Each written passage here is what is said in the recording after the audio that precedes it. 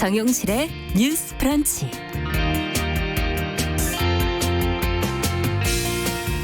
안녕하십니까, 정용실입니다. 얼마 전에 이런 기사가 났습니다.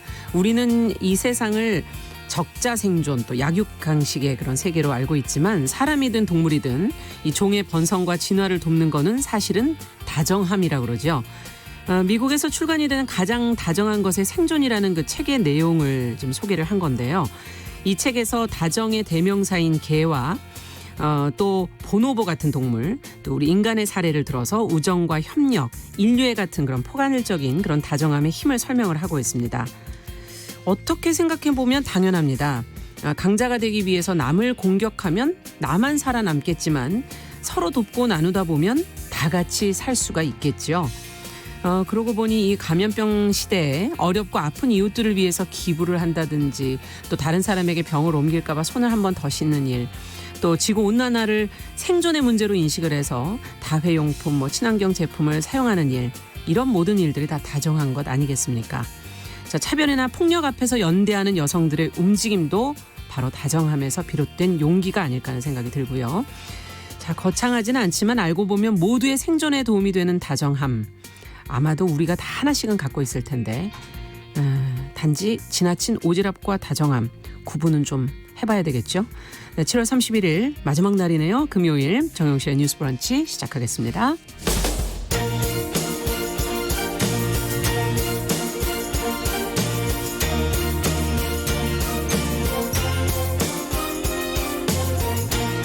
여성의 감수성으로 세상을 봅니다.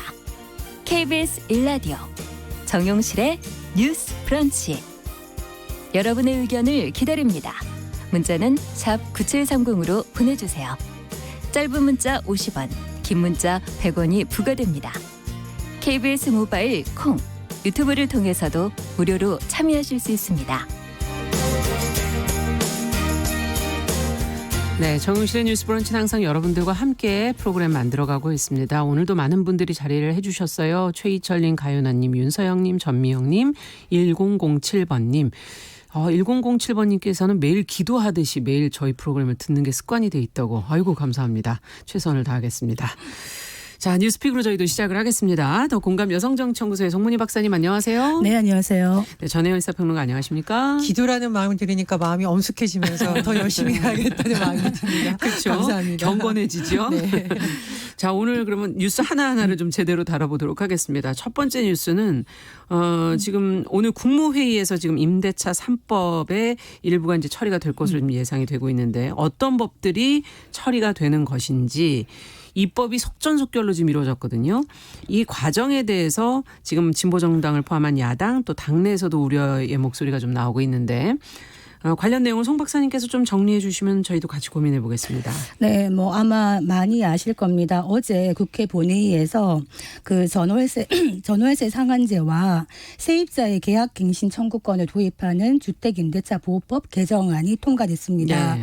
그런데 바로 오늘 임시 국무회의가 있을 건데 거기에 의결을 하고 나서 바로 아마 관보에 게재되고 시행에 들어갈 것이다. 네. 그래서 이게 이제 속전속결이라고 얘기하는 것이 무엇이냐. 29일 날 법제사법위원회 상정해가지고 2시간 만에 통과되고 예. 하루 만에 본회의 통과하고 예. 그 이튿날 바로 공표하면서 시행하기 때문에 48시간 만에 법안 상정 48시간 만에 시행에 들어가게 됐다. 그러네요. 네, 그래서 속전속결을 얘기하는데 내용은 아마 지금 집주인이나 세입자분들 모두 촉각을 곤두세우고 있습니다. 이것이 예. 과연 우리에게 좋은 것인가 어떤 것인가 생각을 하고 있는데 임차인의 계약갱신 청구권이 2+2 4년까지 되는 거죠. 네. 그래서 4년까지는 안전하게 살 수 있다.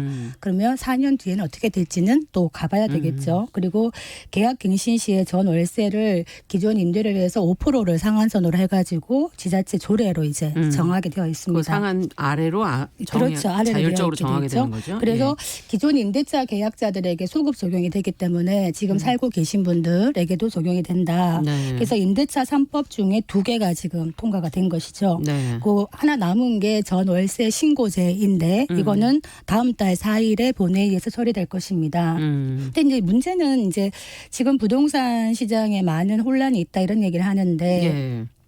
어떻게 보면 시장의 논리냐 공공의 논리냐 이런 것들이 맞서는 지점인데 사실은 기존의 세입자들이 많기 때문에 일단 당장은 기존 세입자들한테 뭔가 조금 유리한 법안이 아닌가 이런 얘기를 예. 하고 있습니다만 이 법안에 대해서 또 반대 의견도 많기 때문에 사실은 국민들의 어떤 생활에 가장 직접적인 영향을 미치는 법률이라 많은 토론과 이런 것들이 있었어야 되는데 아까 말씀드렸듯이 너무나 속전속결로 가면서 실제로 이제 국회법에 있는 뭐 소위원회 심사 보고라든가 축조 심사 찬반 토론 이게 다 생략됐어요. 그러다 원래 과정이 있습니까? 있습니다. 그래서 어떤 과정을 원래 거쳐야 지금 되는 말씀드린 네. 바로 그런 과정들을 다 생략을 하고 기립 표결로 바로 그냥 되는 이런 부분에서 이거 이렇게 민주주의라고 얘기할 때 사실은 우리가 다수결 원리를 얘기를 하지만 그렇죠. 다수결 원리가 모든 것을 커버하는 건 아니고 이 다수결로 모든 정당성이 획득되는 것은 아니라 민주주의에서 절차적인 정당성도 굉장히 중요하다.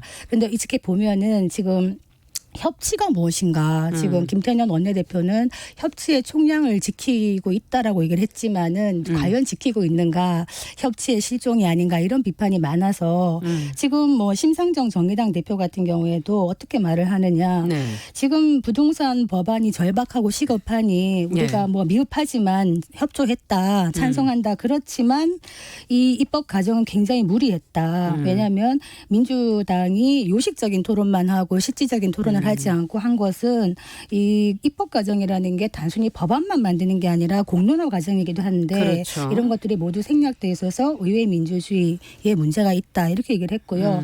심지어 민주당 내의 노웅래 의원 같은 경우에도 네. 국회에서 다수결의 폭력은 문제다 이렇게까지 얘기를 했습니다. 그래서 176석이라는 게 힘으로 밀어붙이려는 게 아니라 야당의 협력을 잘 이끌어내서 일하라는 것인데 네. 민주당이 초심을 잃고 있는 것 아니냐라는 우려를 나타냈습니다. 네. 어떻게 보십니까? 저는 근데 이제 맥락을 좀 쭉 다 같이 봐야 된다고 생각을 합니다. 첫 번째 이 법안의 내용과 시급성을 봐야겠죠. 이 법안이라는 것이 며칠 만에 나온 법이 아닙니다. 20대 국회에서도 계속 논란이 됐었고요. 심지어 제가 취재기자일 때도 이 문제를 가지고 계속 국회 내에서 찬반 토론이 있었어요. 그러니까 전월세 상한제를 비롯한 주택 문제에 있어서의 어떤 문제 자체는 갑자기 나온 안이 아니라는 거. 많은 찬반 토론이 이미 진행됐던 아니라는 걸 좀 유념해서 봐야 될 것 같고 두 번째로 그럼 과연 지금 이 법안을 꼭 통과시켜야 되느냐 저는 개인적으로 필요하다고 봅니다. 지금 전월세 시장 자체가 굉장히 요동치고 있기 때문에 뭐 이 법안이 최선이든 아니든 국회에서 이 법안을 처리하는 노력은 있었다고 생각을 해야 필요하고요. 그리고 통합당 내에서도 부동산 문제에 대해서 좀 빨리 입장 정리를 해줬으면 좋겠다고 제가 계속 이견을 낸 것도 사실 전월세 문제가 해결되지 않으면 당장 이 세입자들 입장에선 좌불안석이에요. 그리고 임대를 주는 집주인들 상황에서도 계속 혼란이 올 수밖에 없습니다. 그러니까 이건 국회가 해결을 해줘야 되는 문제입니다. 네. 그런 면에서의 시급성은 인정을 하는데 다만 절차적 정당성에 있어서는 뭐 협치를 하고 토론하는 것이 굉장히 필요하겠죠. 그런데 이 역시도 저는 세 가지를 한번 짚어보겠습니다. 첫 번째로 국회가 47회 만에 이번에 지각 개원을 했잖아요. 네. 1987년 개헌 이후 최악의 지각입니다. 근데 이거는 사실 여당의 책임도 있지만 야당의 책임도 있습니다. 네. 야당 일부 의원들 일 안에서 무도농 무임금이 해야 된다라는 사설이 나오기도 했고요. 일부 의원들 내에서 우리가 원내로 데려가야 되는 의견 나왔습니다. 그러니까 여당이 협치를 해야 되는 더 큰 책임이 있는 거는 시기적으로는 맞습니다만 문제다. 시기적으로 국회가 47회 만에 문을 열면서 논의의 시간을 놓쳤다는 것 이건 한번 돌아봐야 될 지점이라고 보고요. 두 번째로 국회법 71조가 이번에 굉장히 논란이 됐습니다. 이게 기재위에서 아마 소위 뭐 문제라든가 간사 간의 합의가 안 되다 보니까 국회법 71조를 근거로 표결이 가면서 굉장히 논란이 됐었는데 이 문제 역시 맥락을 같이 봐야 되는 것이 내용이 뭡니까? 국회법 네. 71조는요. 예를 들면 상임위원이 특정 법안에 대해서 상정을 요청해요. 그럼 네. 자, 한 명이 들어가죠. 그 상임위는 또들 한 명이 찬성합니다. 그럼 두 명이 되면 표결에 갈 수 있는 근거가 사실은 되어 있어요. 그러니까 위법한 절차는 아니었다는 거죠. 기재위에서 이뤄진 것이. 그런데 이것이 뭐 최선이다 저는 그 말씀을 드리는 것이 아니라 네. 이 국회법 71조가 활용된 게 언제냐. 지금 미래통합당의 전신이 새누리당에서 2016년 1월에 국회 운영위에서 국회 선진화법 관련할 때 썼던 방법이 바로 이 방법입니다. 그래서 저는 국회가 너네도 잘못했으니까 우리도 잘못했다. 이렇게 되면은 이제 대안이 그것이 안 나오는 맞는 거냐. 거고요. 네. 예. 국회법 71조가 그럼 앞으로 어떻게 활용을 해야 되느냐를 놓고 여야가 좀 더 논의를 해야 되는 거지. 일방적으로 누가 잘했다 잘못했다 하기에는 이 부분은 조금 논쟁의 여지가 있다라고 생각을 합니다. 세 번째로 지금 제가 이제 국회법을 열심히 공부를 해봤는데 네. 국회법에 따르면 안건조정위원회로 구성을 할 수가 있습니다. 네. 국회법 57조의 2에 근거가 돼 있고 6인으로 구성이 됐어요. 네. 그런데 이걸 지금 통합당에 신청을 안 했다라는 얘기가 나오고 있거든요. 언론 네. 보도를 보면. 그렇다면 통합당은 처음부터 각종 국회에 활용할 수 있는 방안을 과연 활용할 생각이 있었느냐라는 논란이 제기될 수 있는 겁니다. 네. 원내에서 활용할 수 있는 다양한 방법을 통해서 토론을 할 수 있는 시간을 번다거나 기회를 제대로 활용하고 이렇게 얘기를 하는 데서는 비판할 지점이 좀 있다고 봅니다. 그래서 협치를 발휘해서 여야 간에 활발한 토론이 있고 이랬다면 굉장히 좋겠지만 통합당도 이런 지점에서는 돌아볼 부분이 있다 이렇게 생각합니다. 그 지금 말씀하신 그 세 가지에 대해서 한번 의견을 드리자면 국회가 47일 만에 지각 개원한 것이 과연 누구의 책임이냐라고 물었을 때 저는 뭐 여당 야당의 다의 책임이라 봅니다. 이것이 다만 일하지 않기 위해서 야당이 안 들어간 것은 아니고 사실 협치를 얘기하면서 어떻게 보면 상임위원장부터 독직을 하기 시작한 여당의 어떤 힘쓰는 정치가 시작됐던 부분도 있었다. 그렇기 때문에 이 부분에 대해서 한 측에만 비판을 할 수는 없을 것 같고요. 네.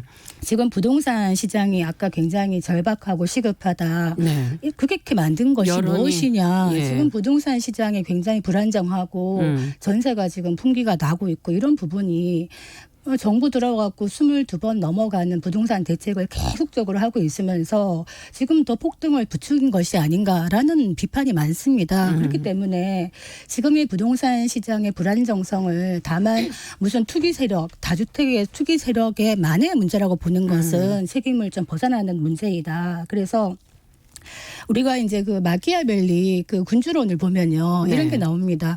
그러니까 군주가 어떤 신민의 재산을 손을 볼 때는 굉장히 신중해야 된다. 시민들은 자기 아버지를 죽인 원수는 금방 잊을 수 있지만 내 재산을 약탈해간 군주는 잊지 않고 용서하지 않는다. 이런 게 나옵니다. 그래서 지금 아까 제가 말씀드렸듯이 이게 집주인 세입자 할 것 없이 굉장히 뜨거운 화두가 될 수밖에 없는 것이 바로 생활에 지켜야 되는 문제이기 때문인 그렇죠. 것이거든요. 네. 그래서 민주주의는 시간의 어떤 시간적으로 봤을 때는 더딜 수밖에 없습니다. 이런 중요한 법안을 통과할 때 아까 뭐 충분히 논의가 되었다고 얘기를 하지만은 이번 같은 경우에 개정 법안의 세부 내용이 그 상임위 소위원회 법안 심사 찬반 토론 다 생략하고 나서 그 법사위에 상정하기 전날 그러니까 국회 전문위원이 받아봤다는 겁니다. 네. 그렇다면 이거는 분명히 문제가 있는 것이거든요. 그래서 의회 민주주의가 훼손되지 않으려면 상임위나 이런 데서 입법이나 정책 토론을 활발하게 해야 되는 것이다. 여기에 덧붙여서 미래통합당에 대해서 한마디 드리고 싶은 것이 그럼 이 수모를 미래통합당이 왜 겪고 있느냐.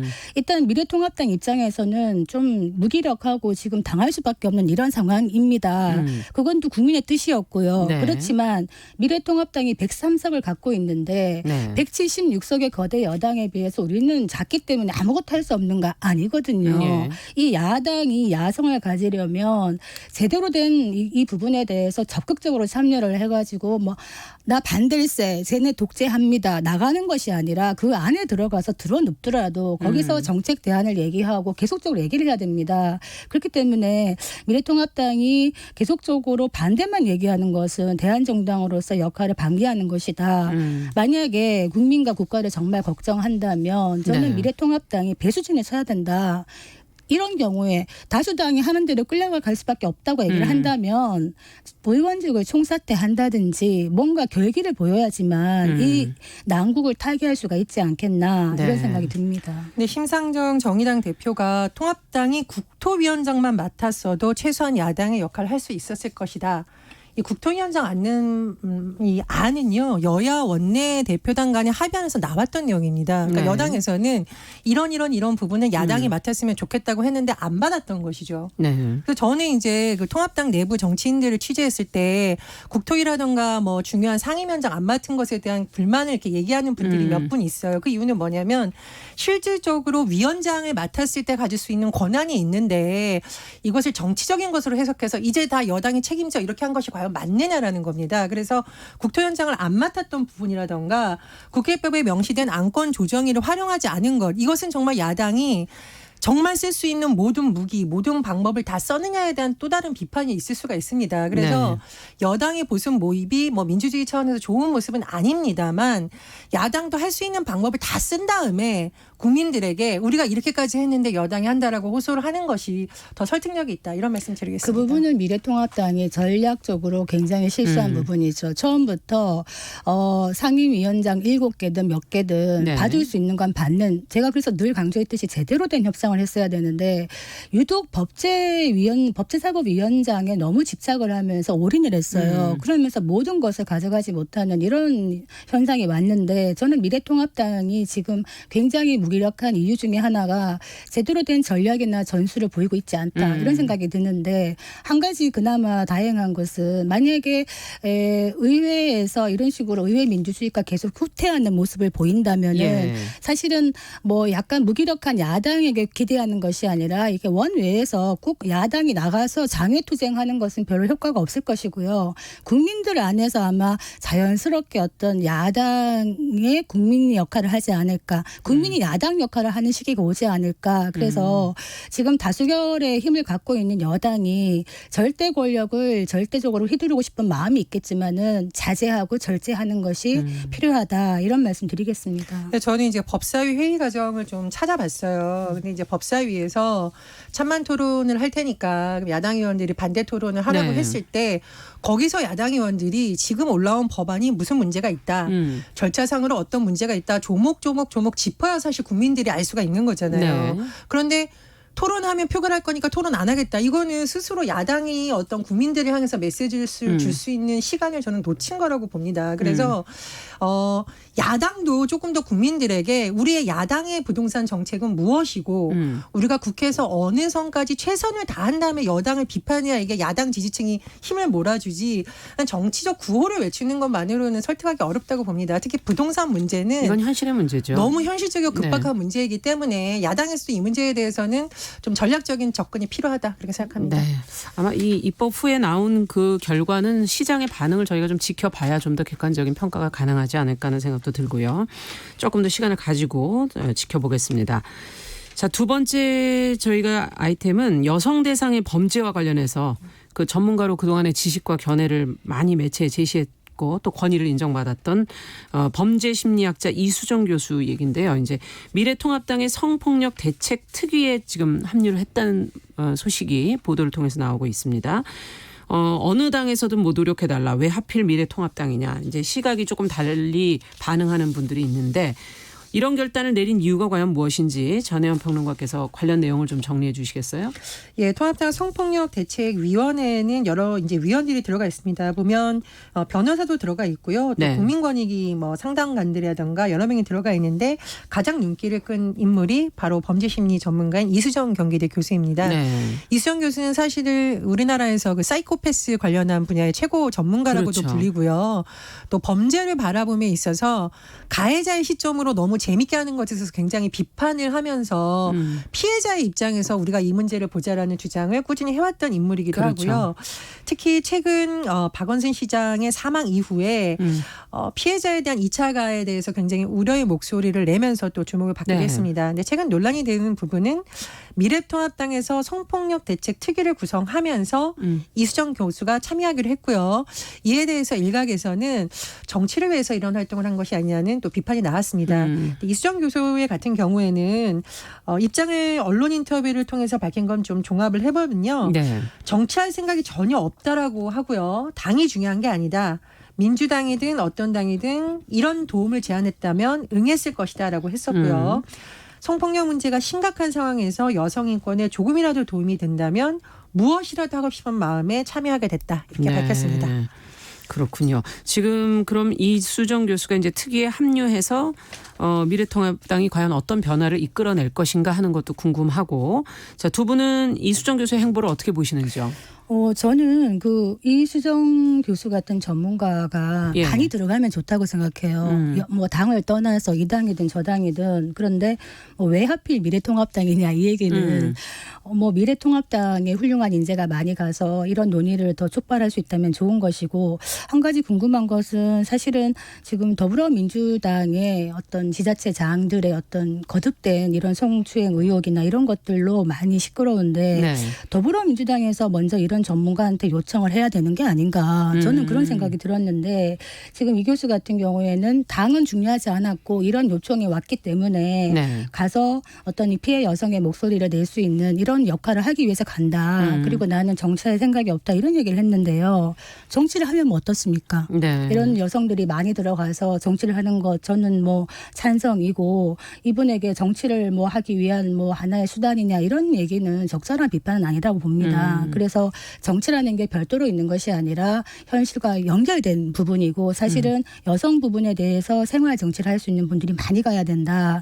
지금 우리가 이제 이분 같은 경우에 피해 호소인 얘기를 하면서 사실은 왜 피해 호소인이냐, 피해자지라고 얘기했다가 많은 비판도 받았습니다. 그렇죠. 그렇지만 이렇게 용감하게 말을 할 수 있는 여성들이 많아야 된다. 우리가 여성 정치인 수도 적지만 용감한 여성 정치인도 매우 적습니다. 그래서 이 당을 불문하고 젠더 이슈를 제대로 할 수 있는, 사실은 제가 희망하는 거는 여야가 같이, 여성 의원들이 먼저 같이 하나의 어떤 기구를 만들고 네. 이런 활동을 하는 모습을 보이고 싶은데 그런 모습을 기대하기는 힘들고, 남성 의원들도 마찬가지입니다. 이런 젠더 이슈를 여성에게만 밀어놓고 여성들을 그렇죠. 상징적으로 앞에 내세워놓고 숨는 것 더 이상 하면 안 된다 생각하는 것이, 이번에 남인순 최고위원 같은 경우에 더불어민주당 남인순 의원이 눈물을 흘렸죠. 내가 여성 최고위원으로서 노력을 하고 싶지만 당 차원에서 젠더 이슈를 부각시키는 것이 굉장히 어렵다. 우선순위를 하는 것이 어렵다. 네. 어떻게 보면은 좀 좌절감과 무기력감을 얘기한 것 같은 것이거든요. 그래서 이런 부분은 같이 해야 된다. 그래서 사실은 당파에 관계없이 정파에 관계없이 성폭력 문제, 특히 권력형 성폭력 문제를 같이 해결할 수 있는 기구가 발족되면 좋겠다. 이렇게 한번 염원을 실어봅니다. 네, 그러네요. 이수정 교수가 사실은 그동안 살아온 삶의 궤적을 보면 굳이 이거를 하지 않아도 이미 많은 것을 이루신 분이고 굉장히 네. 주목받는 분입니다. 그렇기 때문에 저는 이분이 뭐 어떤 정치를 하든 말든 비판하는 것 자체가 좀 과도한 비판 혹은 비난이라고 생각을 하고요. 박사님이 말씀하신 부분에 저도 공감하는 것이, 이런 부분에 전문가들이 정치에 진출한다면 오히려 저는 좋은 법안, 아주 정밀한 법안을 만들 수 있는 데 있어서 오히려 도움이 될 거라고 생각합니다. 다만 이제 이분에 대한 비판이 나오는 이유가 통합당에 들어갔기 때문에 민주당 일부 지지자들 사이에서 이런 오해가 나오는 것 같은데요. 예.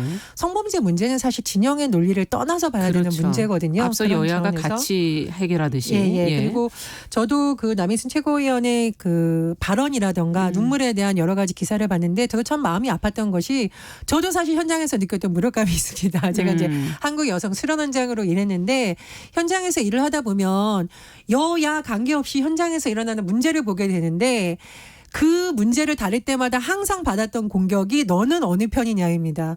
저는 피해자의 편에 서야겠죠. 어떤 정치 세력이나 어떤 특정 집단의 편에서는 안 됩니다. 이 문제는 그렇게 볼 수 있는 예. 문제가 아니에요. 그래서 그럼요. 사실 굉장히 동병상련을 느끼기도 했고, 남인순 의원이 최고위원이만큼 더 큰 책임감이 있겠지만 그런 사람들이 능력을 발휘할 수 있도록 지명직 최고위원의 여성을 더 배려해서 목소리를 높여주는 쪽으로 가야 되는 거지, 한 사람에게 모든 책임을 몰아서 가는 방법으로는 해결이 되지 않는다고 생각을 합니다. 그래서 정치권에서 최근에 일어났던 여러 가지 사건을 계기로 정말 이 문제를 해결할 수 있는 방안에서 그거야말로 협치가 필요한 부분이 아닐까, 네. 그렇게 강조하고 싶습니다. 이런 성폭력 대책 특위가 뭐 당 차원이 아니라 사실은 국회 차원에서 만들어져서 제대로 운영돼야 되는 게 아닐까 하는 그런 생각도 들고요.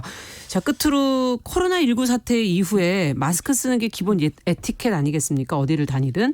근데 이 마스크를 쓰고 싶어도 쓰지 못하는 분들이 있다 그래서 저희가 이 내용을 좀 전해드리고 싶어요. 전혜연 평론가께서 관련 내용을 좀 정리해 주시죠. 예, 저도 이 기사를 보니까 참 많은 걸 생각하게 됐는데요. 예. 우리 마스크 쓰는 거 답답하지만 일상생활을 못할 정도는 아니지만 공황장애가 있거나 혹은 뭐 자폐장애가 있거나 예. 호흡기 질환을 가진 분들은 이 마스크 쓰는 것 자체가 굉장히 고통스러운 일이라고 합니다. 그런데 사람들은 마스크를 쓰지 않으면 이기적이다. 그렇죠. 문제가 있다 이렇게 보잖아요. 예. 그래서 이런 분들에 대한 배려가 필요하다는 건데 공황장애의 경우에는 마스크를 오래 쓰면은 마치 목이 졸리는 것 같은 고통을 느끼는 경우도 있고 자폐가 있는 장애인들 같은 경우에는 이 면 마스크도 철수세미처럼 느껴질 수 있다고 해요. 그게요. 그러다 보니까 예. 병원 가는 동안에 어쩔 수 없이 쓰는데 상당히 또 고통을 호소하는 사례도 있고 또 천식이나 이런 호흡기 질환이 있는 분들도 마스크를 쓰는 것이 답답하죠. 굉장히 어렵다고 합니다. 예. 그래서 마스크 쓰는 것으로 인해서 우리가 방역에 많은 도움을 받고 있지만 또 이렇게 건강상에서 정말 어떤 어려운 점을 겪고 있는 분들에 대한 세심한 정책도 좀 나왔으면 좋겠다. 그런 의견이 나오고 있습니다. 네, 한 말씀씩만 듣고 끝낼까요? 네, 뭐